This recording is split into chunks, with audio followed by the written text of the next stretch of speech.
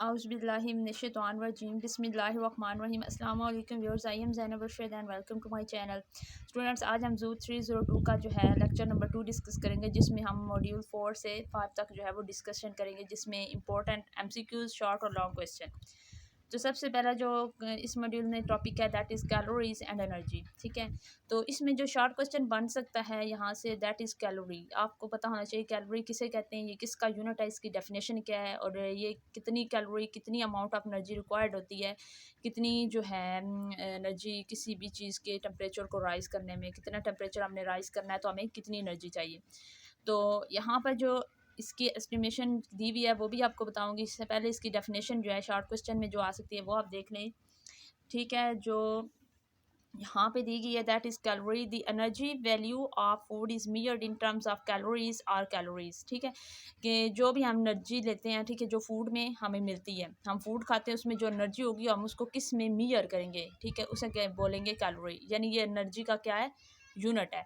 एक कैलोरी क्या है, is the amount of energy required to raise the temperature of 1 gram of water to 1 degree Celsius.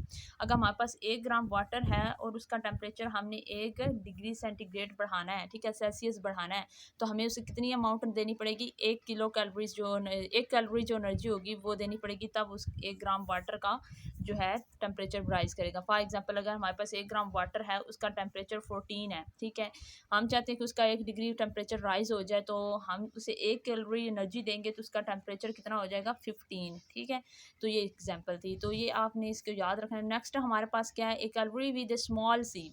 ठीक है, जो स्मॉल सी होती है वो बेसिकली क्या है, यहाँ पे जो मैंने अभी आपको बताया है कि अगर हमें 1 ग्राम वाटर है उसका टेम्परेचर राइज करने के लिए हमें 1 कैलोरी एनर्जी चाहिए, वो स्मॉल सी होती है, मिनिमम जो चाहिए, तो इसे हम स्मॉल सी कहते हैं। वो कैलोरी जिसकी small c is also called a gram calorie, उसी को हम क्या कहते हैं, ग्राम कैलोरी। इसके आपने डेफिनेशन याद रखना है। किलो कैलोरी किसे कहते हैं, किलो कैलोरी जो होती है आल्सो नोन एज कैलोरी और किलोग्राम कैलोरी, वो किसके इक्वल होती है, 1000 कैलोरी के। ठीक है, एक जो किलो कैलोरी होती है उसे हम किसके इक्वल कहते हैं, 1000 कैलोरी के। ये MCQs के लिए आपने याद रखना है। नेक्स्ट है कि कैलोरीज जो होते हैं फूड के अंदर वो हमें क्या देती हैं, प्रोवाइड्स एनर्जी करती हैं, किसकी शक्ल में, in the form of heat, so that our body can function. जो हमारी बॉडी को हीट की ज़रूरत होती है, वार्मथ की ज़रूरत होती है, वो कौन देता है, कैलोरीज जो होती हैं फूड के अंदर वो देती है। हमारी बॉडी क्या करती है, स्टोर भी करती है एंड बर्न भी करती है कैलोरीज को एज ए फ्यूल। ठीक है, जब हमारी बॉडी कोई काम कर रही होती है उस वक्त वो एनर्जी को यूटिलाइज़ करती है, तब भी उसके अंदर हिम्मत आती है ना कि काम करे। तो वो जो काम करने के लिए हिम्मत और जो एनर्जी चाहिए होती है वो बेसिकली कहाँ से आती है, स्टोर फॉर्म जो कैलोरीज की होती है वहाँ से। हम उन स्टोर फॉर्म को क्या करते हैं, बर्न करते हैं, मतलब यूज़ करते हैं। ठीक है, और जो एक्स्ट्रा होती है उसे स्टोर भी कर लेते हैं। Many dieters count calories and try to decrease caloric intake to loss weight. बहुत सारे लोग होते हैं, ठीक है, जिनका वेट बहुत ज़्यादा होता है उनकी एज के हवाले से, तो डॉक्टर उनको क्या जो है रिकमेंड करते हैं कि आपने इतनी ये रोज़ की खुराक खानी है। उनको खुराक जो होती है, फूड जो होता है, उनको टाइम टेबल दे देते हैं उसकी मिकदार के हवाले से। तो वो बेसिकली क्या कर रहे होते हैं, उनकी कैलोरीज गिन रहे होते हैं कि दिन में आपने इतनी कैलोरीज की खानी है ताकि आपका वेट जो है वो ज़्यादा या कम हो। तो नेक्स्ट हमारे पास एक एवरेज कैलोरी की वैल्यू दी गई है मैक्रोन्यूट्रिएंट्स की, दैट इज़ मैक्रोन्यूट्रिएंट्स जो होते हैं जो ज़्यादा मिकदार में हमें चाहिए वो है कार्बोहाइड्रेट्स, लिपिड्स और प्रोटीन्स। तो 1 ग्राम जो कैलोरी कार्बोहाइड्रेट्स के जो है, 1 ग्राम में कितनी कैलोरीज एनर्जी होती है, 4.1।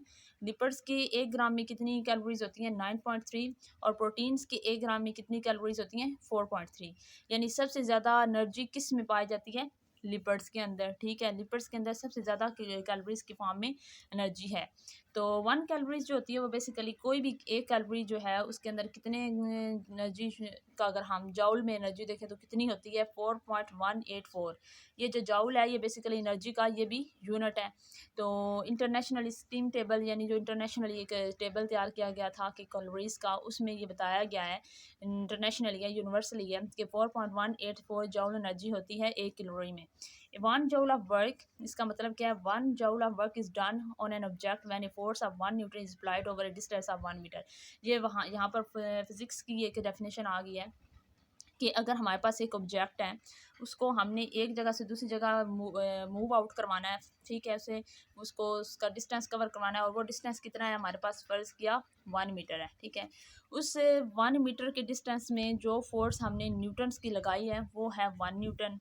ठीक है। एक ऑब्जेक्ट यहाँ पड़ा हुआ था, उसको हमने 1 मीटर का डिस्टेंस कवर करवा के दूसरे जो है किनारे तक लेके आना है, तो उसे हमें कितनी फोर्स देनी पड़ेगी? 1 न्यूटन। तो जो 1 न्यूटन लगाने के लिए जो हमने एनर्जी इस्तेमाल की है वो कितनी होगी? 1 जॉल। ठीक है, 1 जॉल बेसिकली किसकी शक्ल में है? वर्क डन की शक्ल में। जो हमने वर्क डन किया है ना, फोर्स पीछे से लगाई है उसको मूव आउट करवाने के लिए, तो ये उन्होंने एस्टिमेशन दी हुई थी। नेक्स्ट हमारे पास आता है कि जो हेल्दी फूड्स होते हैं that are high in calories, जो कि हमारी हेल्थ को बहुत ज़्यादा हेल्दी करते हैं। ठीक है, उनमें कौन कौन से हैं? एवोकाड्स हैं, यानी मगरमच्छ, नाशपाती वगैरह। इसके अंदर आप देखिए कितनी कैलोरीज होती हैं? 227। ठीक है, कैलोरीज होती हैं।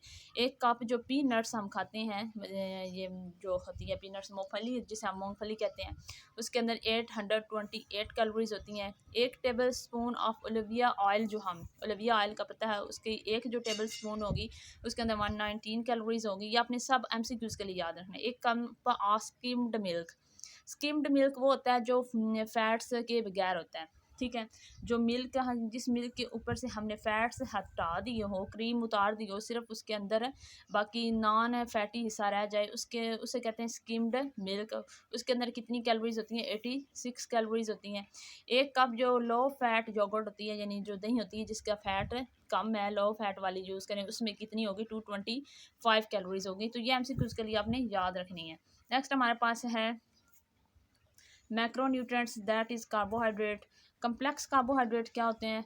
यानी कि हाई लेवल के कार्बोहाइड्रेट्स, पॉलीसेकेराइड जिन्हें हम बोलते हैं, वो मेजर होते हैं डाइटरी सोर्स। ठीक है, हमारी खुराक का ग़िज़ाई हिस्सा जो होता है वो कहाँ से आता है? कार्बोहाइड्रेट से आता है, जो कि हमें एनर्जी देता है।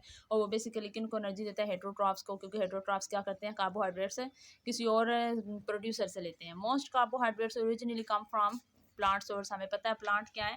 प्रोड्यूसर्स हैं। तो कार्बोहाइड्रेट हेटरोट्रॉफ्स कहाँ से लेंगे? प्लांट से, प्लांट सोर्सेज से वो खुराक लेते हैं। बहुत सारे पॉलीसेक्राइड्स होते हैं, डाइसेक्राइड्स होते हैं या मोनोसेक्राइड्स होते हैं, जो कि हमारी खुराक का हिस्सा होते हैं और वो उनकी ग़िज़ाई ज़रूरियात यानी डाइटरी नीड को क्या करते हैं? पूरा करते हैं। तो ये अपने MCQs के लिए याद रखना है। मैक्रोन्यूट्रिएंट्स जो होते हैं वो बेसिकली क्या है? Carbohydrate food break down to their constitute sugars and starch. जो कम्प्लेक्स कार्बोहाइड्रेट होते हैं, जैसे हमने सुक्रोज, ये स्टार्च पड़ी थी पॉलीसेक्राइड, वो क्या होती है? ब्रेक डाउन हो जाती है छोटे अपने पार्ट्स में, जैसे शुगर्स है, स्टार्च है, ठीक है, मोनो या डाइसेक्राइड में, और आखिर में सबसे छोटे यूनिट यानी ग्लूकोज में चेंज हो जाती है, जो कि सबसे स्मॉल मोनोसेक्राइड है। तो इंडिविजुअल सेल जो होता है, अकेला जो एक सेल होता है, वो कितनी एनर्जी यूज़ करता है? Use this sugar in glycolysis. ठीक है, ग्लाइकोलाइसिस क्या होती है? ग्लूकोज की जो ब्रेक डाउन होती है in the presence of water, उसे हम बोलते हैं ग्लाइकोलाइसिस। एंड एरोबिक रिस्पायरेशन भी to create new carbon compound और ATP एनर्जी। हमारे जिससे मेन जो एनर्जी बनती है ग्लाइकोलाइसिस से, एरोबिक रिस्पायरेशन से, ठीक है, इनके दरमियान ATP जो बनती है, उसके लिए किस चीज़ की ज़रूरत होती है? कार्बोहाइड्रेट्स और एनर्जी की। तो जो यूज़ करके हम क्या करते हैं? एनर्जी हासिल करते हैं। तो ये ग्लाइकोलाइसिस और जो एरोबिक रिस्पायरेशन है, ये हम क्या करेंगे? नेक्स्ट जो है टॉपिक में डिस्कस करेंगे। एरोबिक रिस्पायरेशन वो रिस्पायरेशन होती है जो ऑक्सीजन की मौजूदगी में होती है। ठीक है, तो ये दोनों प्रोसेस इंशाल्लाह नेक्स्ट वीडियो में करेंगे। आज की वीडियो के लिए इतना ही। मुझे दीजिए इजाज़त। अल्लाह हाफ़िज़।